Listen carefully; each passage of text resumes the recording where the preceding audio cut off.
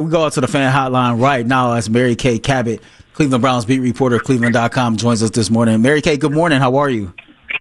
I'm doing great, guys. How you doing? I'm pretty well. How likely is it for you, likely or unlikely, Myles Garrett breaks that sack record this week against the Tennessee Titans and the most sacked quarterback in the NFL, Cam Ward?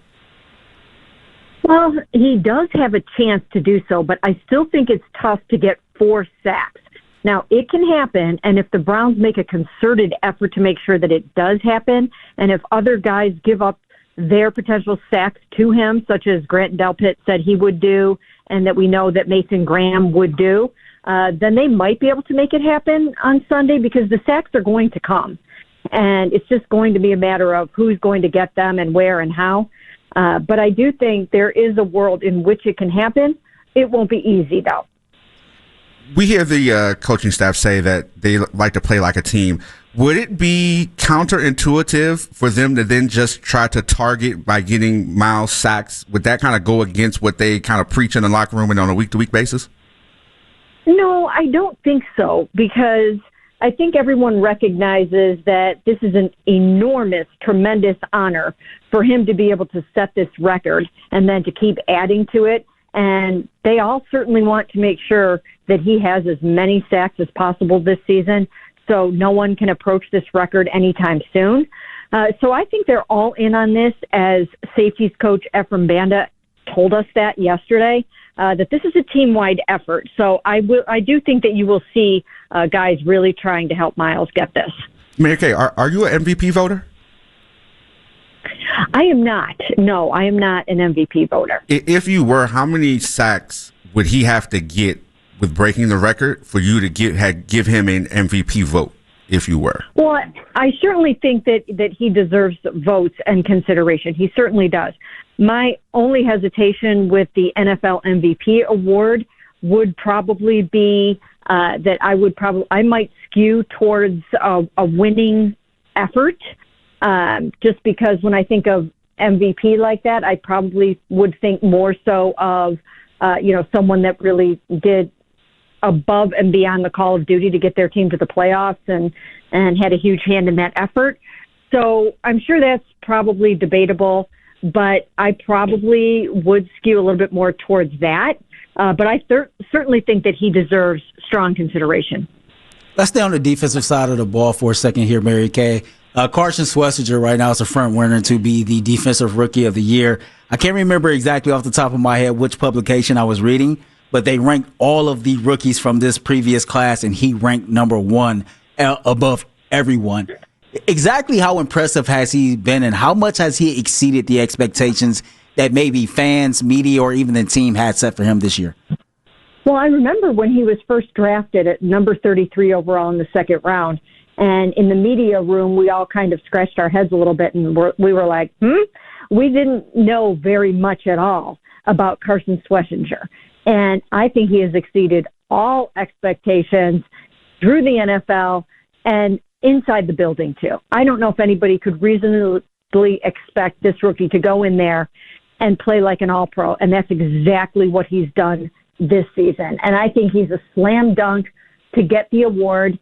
He 100% deserves it, and it's just been a joy to watch him play football. Even Jeremiah Owusu-Koramoah, as good as he is, he had to figure out where to be and just the whole spacing and run fits and everything like that when he was a rookie, but not so. And of course, that was a different coordinator, different system and everything, but not so at all with Carson Schlesinger. He just has natural instincts, a nose for the ball. He knows where to be. He doesn't hesitate. He plays fast, aggressive.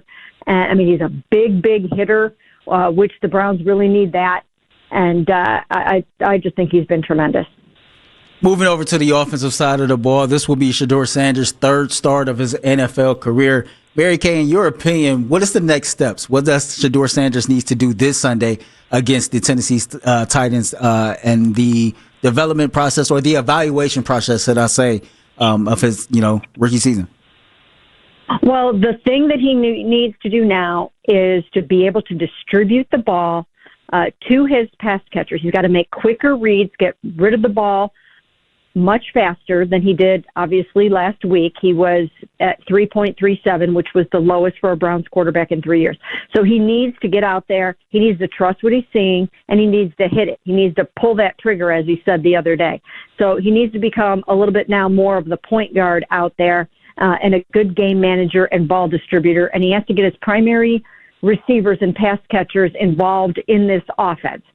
He's just got to trust that those guys are going to make the plays. It's not always going to be perfect, but in order to develop the timing and the chemistry on the fly the way that they need to, you have to do it in game. And you just have to take those shots. And you're going to have to figure out what's going to work and what's not going to work. And that's the next step for him. So this week, he's just got to look out there, see that Jerry Jeudy is open very quickly, and get him the football. Same thing was said. Same thing with Harold, David Njoku, but I think in particular the next step is to really connect with those primary pass catchers. Mary Kay, with all the issues that the offense has had this season, what should our expectations be for the offense? I mean, we really haven't seen a 300-yard passing game in a while, multiple touchdowns, the offense having scoring explosions. We've seen flashes, but what should we reasonably expect the offense to look like week to week? Well, I don't know if you're going to necessarily find that explosive offense this season with the rookie quarterbacks. It's a work in progress with those guys. They're coming up the learning curve. They're figuring out their timing. And I just don't know if you're going to find that 300-yard, 3-4 TD game this season. There are going to be, now it could come this week because the Tennessee Titans are not a good football team at all. But there are going to be some better football teams coming down the pike. They've got to play the Bears in Chicago. They've got to host the Bills. There are some decent opponents still left on this schedule. So I don't know that there are any games where it's just going to be really easy to go out there and start slinging it around. Again, this week is an opportunity for the passing game to feel a lot better about itself. But we'll, kind of have to see how that goes because, of course, as I wrote yesterday, there are two new starters on the right side of the offensive line for this game in guard Tevin Jenkins and KT Leviston at tackle in place of Jack Conklin, who's out with his concussion, and Wyatt Teller, who's out with his calf injury. So they're going to have to make sure that they protect Shedeur, and he's going to have to be on the lookout for Jeffrey Simmons and some of the other pass rushers, Arden Key, that those guys have on the Titans.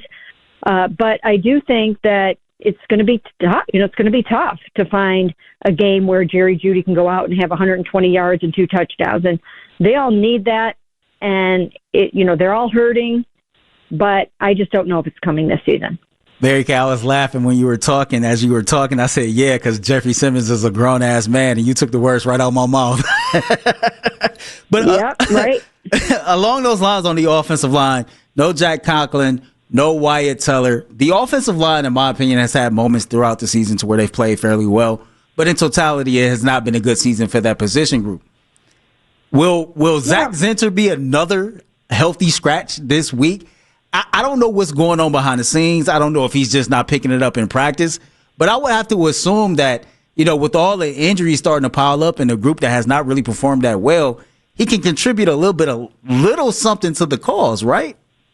Well, I think they're looking for, at that position, at right guard right now, Tevin Jenkins, even though Browns fans don't know much about him, he was a 3-year starter for the Bears. So he's got a lot of experience under his belt. And I think that's what they're looking for. When you're going for an upgrade on the offensive line, you're looking to stabilize a position a little bit, as opposed to going with an inexperienced guy. So I think that's sort of the philosophy there. And maybe towards the end of the season, Zach Zinter will get his opportunities, but it might have to wait until next year when everyone figures out what's going on this offensive line. And, of course, it will be rebuilt. This offensive line is going to be rebuilt next season. So he will have some opportunities. He mentioned Wyatt Teller. What's the real deal with Wyatt? And why wasn't there more communication so that we didn't get two answers of it was performance and then it was injury when it came to him being removed out of the last game? Well, I don't know who said that it was injury because Kevin Stefanski after the game, I think made it pretty clear that he went into the game planning to alternate series with Wyatt Teller and Tevin Jenkins. So I don't know where the disconnect came there just with the messaging that got out, because the Browns did not do that. I think that Kevin was pretty clear about what was going on there. And, I just think it's a chance for Wyatt when he gets back from the calf injury to just go out there and play some of his best ball. Now, while he was alternating last week, he ended up as the top-ranked offensive player on the Browns with an 86-something grade according to PFF. So, maybe it did bring something out in him. Maybe he did get upset enough to go out there and take it out on the field or whatnot. So we'll just have to see how this goes. But we know his contract is up after the season, and I think this is something to watch. How impressed have you been with Tommy Rees as a play caller since he's taken over for Kevin Stefanski? Well, I think he's doing some really good things, and I think that, you need to see the continued growth and development as he moves along here. In this past game, I know weather was a huge concern, but perhaps they were a little bit too conservative. I think it's time to open it up a little bit for Shedeur Sanders and maybe not be quite as careful, and let him know that you believe in him and you have the confidence in him and his arm to get the job done, and just let's see what he can do a little bit. So I'm very curious to see how that goes. All right. I want to know what your prediction would be. How many sacks do you think Miles can get this week?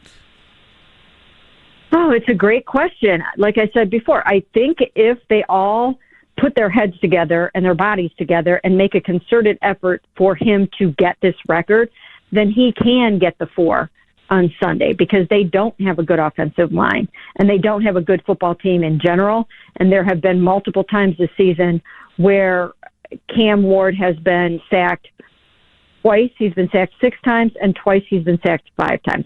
So I think the opportunities are there. I think in the spirit of Christmas and the holiday season, I'm going to say he's going to get it on Sunday in front of the home crowd, and he's going to get it in a victory. I feel that same way. I really do feel that same way. I just think it's going to be one of those games for Myles Garrett. This has been a hell of a season for Myles Garrett. I read an article about how he has written himself little inspirational and motivational notes to keep himself motivated in what's been a lost season. Mary Kay, has it been any other players outside of Myles Garrett that have put that concerted effort into making sure that their energy levels stay at a professional level, even with the season going the way that it is, that might not get the notoriety or the publicity that Myles Garrett gets? Well, I think there are a lot of guys that do those sort of things, and I think that one of the guys that you can look at as just doing whatever it takes this season is Grant Delpit, and I think he's had a really, really nice season. Now, in order for him to take it up that next notch and make the Pro Bowl, I think he needs to add a few more eye-popping stats. So he's got to go out there and maybe get a couple of sacks, maybe get a couple of takeaways, and if he can do that, I think he might find himself in the Pro Bowl this season, and I think he's playing at that kind of level. And certainly Malik Collins was playing at that level before he got hurt. So that was a really unfortunate injury for him.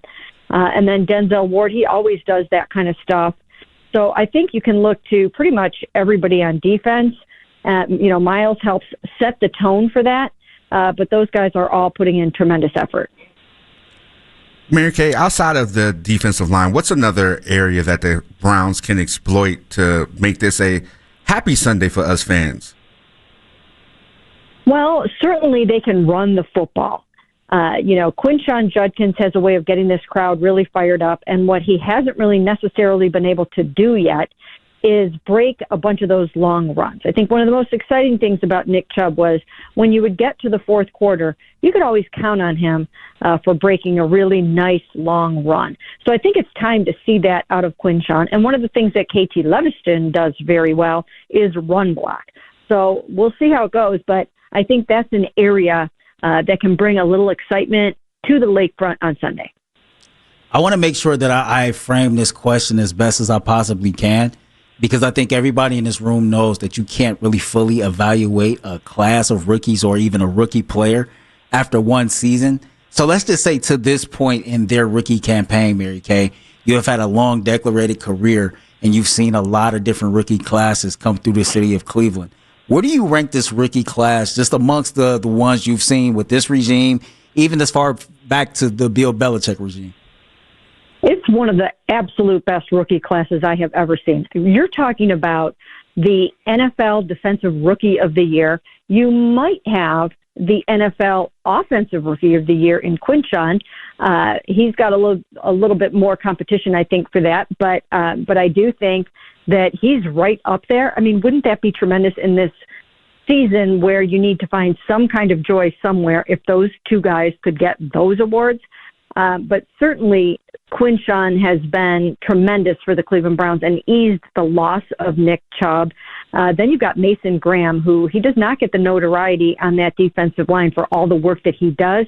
But he is out there right now as quite the blue-collar worker. And as each week goes by, he gets better and better and stronger and stronger. And he's going to be dynamite for this football team. And he is a major reason why Miles is so successful this season. And I think he toiled in the shadows of Malik Collins a little bit, but now that Malik is out, I think you'll be able to notice even a little bit more just how good Mason is. And it goes on and on. I think there's so much more to Dylan Sampson than he's been able to show yet. And then you've got to give Isaiah Bond really is not in the draft class, but he's in this rookie class. And I think he's going to be really good as the years go by. And this draft class isn't even over yet. You can't even consider this draft to be over because they still have the first round pick from next year. So I think Andrew absolutely nailed the trade, and then he nailed the picks. And I think that's vitally important. And I think that's why, some people talk about him losing his job. I don't see any chance that that's happening. Mary Kay, you're always great when we link up and talk Cleveland Browns football. I thank you for your time on this Saturday morning. I hope you have a blessed rest of the day and that you enjoyed the game tomorrow. Sounds good. You too. Thanks, guys. No problem. That's Mary Kay Cabot of Cleveland.com joining us on the Fan Hotline.